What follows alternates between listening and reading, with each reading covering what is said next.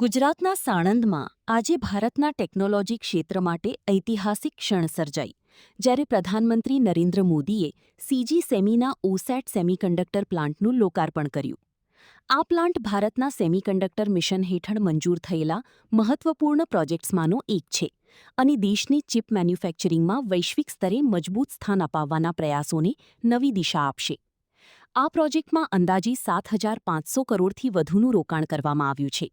સંપૂર્ણ ક્ષમતા સાથે કાર્યરત થયા બાદ પ્લાન્ટ દર વર્ષે અબજો સેમિકન્ડક્ટર ચિપ્સનું એસેમ્બલી અને ટેસ્ટિંગ કરી શકશે.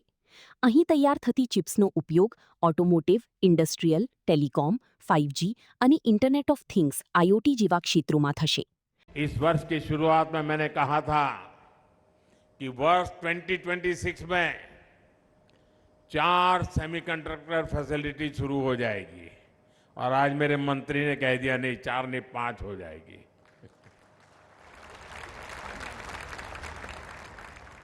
और मुझे खुशी है कि 6 महीने में 3 प्रोजेक्ट्स में प्रोडक्शन शुरू हो चुका है.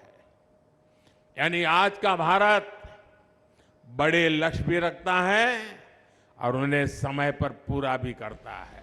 यह परियोजना इंडिया सेमीकंडक्टर मिशन के तहत मंजूर की गई शुरुआती 4 परियोजनाओं में शामिल है. इस पर कुल 7,500 करोड़ रुपए से अधिक का निवेश किया गया है. संयंत्र में wafer sorting, assembly, testing, package design, failure analysis और लॉजिस्टिक्स जैसी एंड-टू-एंड सेवाएं उपलब्ध होंगी.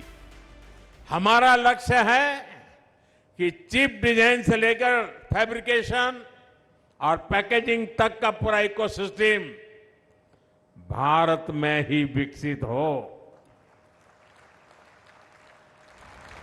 और भारत चिप तो बनाएगा ही, भारत का युवा मेड इन इंडिया चिप्स पर AI, रोबोटिक्स और नेक्स्ट जेन टेक क्रांति को भी गति देगा. આ પ્રસંગે પ્રધાનમંત્રીએ જણાવ્યું કે ભારત હવે માત્ર ચિપ્સનો ગ્રાહક નહીં પરંતુ વિશ્વ માટે વિશ્વસનીય સેમિકન્ડક્ટર ઉત્પાદન કેન્દ્ર તરીકે ઉભરી રહ્યું છે. તેમણે કહ્યું કે સાણંદ આજે વૈશ્વિક ઔદ્યોગિક અને નવીનતાના કેન્દ્ર તરીકે પોતાની ઓળખ બનાવી ચૂક્યું છે. આ પ્લાન્ટના શરૂ થવાથી ગુજરાતમાં હાઈટેક મેન્યુફેક્ચરિંગને વધુ વેગ મળશે, રોજગારીની નવી તકો ઊભી થશે અને ભારતને વૈશ્વિક સેમિકન્ડક્ટર સપ્લાય ચેઇનમાં વધુ મજબૂત સ્થાન પ્રાપ્ત કરવામાં મદદ મળશે.